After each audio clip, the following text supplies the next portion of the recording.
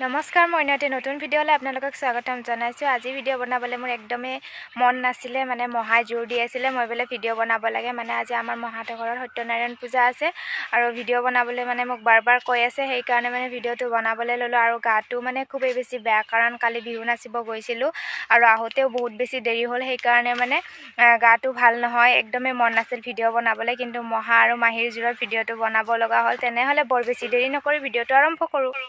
আৰু ইফালে ধুনীয়াকৈ যা যোগাৰবিলাক কৰা হৈছে। মানে আজি মন্দিৰত হোম পুৰিব আৰু সিহঁতৰ মন্দিৰটো বনোৱাৰ পৰা মানে 3টা বছৰ হোম পুৰিব, সেয়েহে এইবাৰৰ বছৰটোতে 2টা বছৰ হ'ব। এইপিনে ধুনীয়াকৈ মহা কলপুলিত ধুনীয়াকৈ যা যোগাৰখিনি কৰি থৈ দিছে আৰু এইফালে নামঘৰত চাকি বন্তি জ্বলালে আৰু এইপিনে মানে দিনতে হোমটো পুৰা হ'ব। আৰু এইফালে আমাৰ আইতাই ঠগীৰ মানে যোগাৰখিনি কৰি লৈছে। আৰু আগৰটো ভিডিঅ'ত গম পাইছে, মানে মাহীহঁতৰ ঘৰত বাবাই ঠাই লৈছে আৰু সেই ঠাইখিনিত মানে ধুনীয়াকৈ প্ৰথম বাবাক পূজা দিলে, ধুনীয়াকৈ নিয়ম নীতি কৰিলে আৰু এনেকৈ নিয়ম নীতি কৰি বাবাক ঠাই দিছে। যিহেতু আজিৰ পৰা ইয়াতে চাকি বন্তি দিব লাগিব আৰু বেলৰ পুলিটো ইমান ধুনীয়া হৈছে, আগৰ ভিডিঅ'টোত চাবচোন বাৰু, মই ধুনীয়াকৈ ভিডিঅ'টো দি দিছোঁ। আৰু এইপিনে মানে মাহী, মহা, ভণ্টি, ভাইটি সকলোৱে মানে সেৱা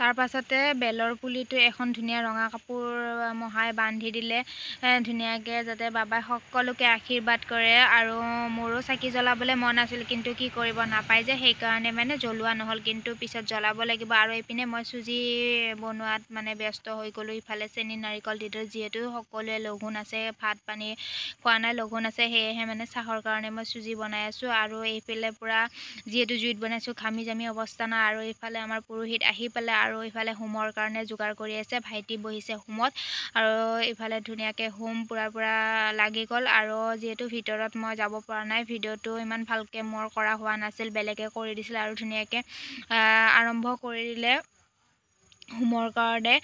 আৰু এনেকৈ ঘৰত মাজে মাজে হোম পুৰি থাকিলে বহুত বেছি ভাল লাগে। আৰু এনেকৈ 3টা বছৰ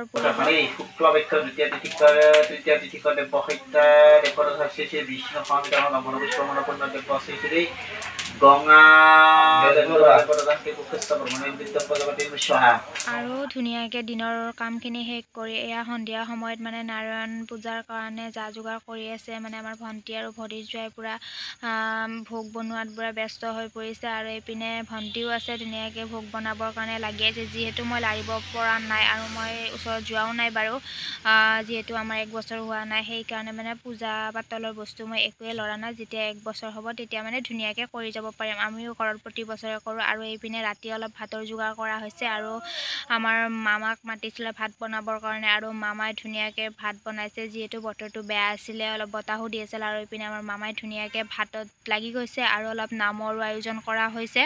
আৰু এইপিনে নাম ধৰি